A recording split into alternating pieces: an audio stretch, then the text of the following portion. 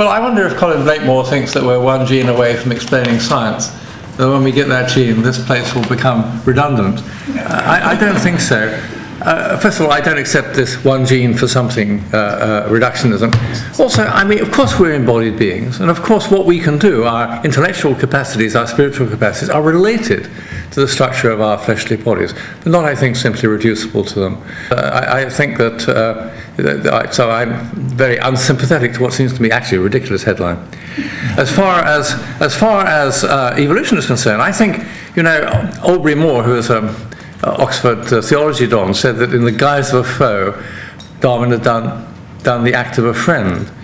He had given resources to theological thinking that were important. And Darwin's great friend, Charles Kingsley, who was, of course, a clergyman as well as a novelist, coined the phrase that is a way to think theologically about evolution. The Creator hadn't snapped the fingers and brought into being a ready-made world. He brought into being a world so endowed with potentiality that creatures could be allowed to bring that potentiality to birth to make themselves. I think that world is a greater good than a ready-made world would be, but it has a shadow side, a necessary cost.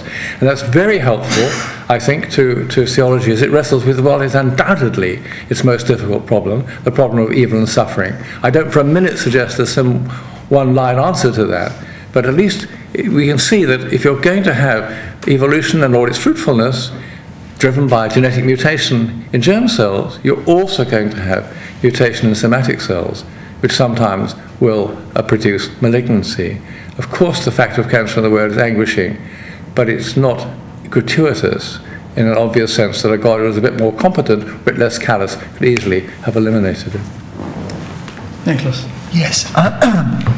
I think that people are just beginning to take in the implications of what evolution's really about.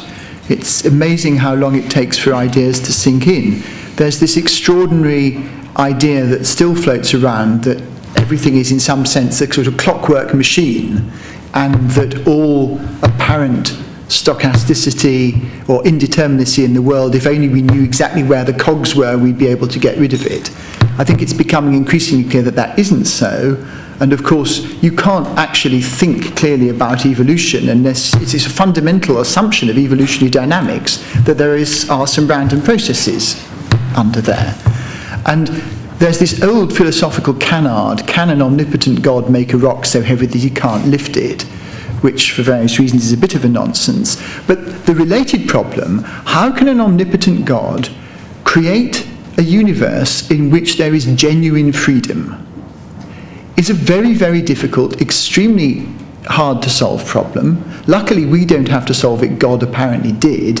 And it's very unclear. I mean, it's very clear that evolution, at least in principle, provides an answer to that problem.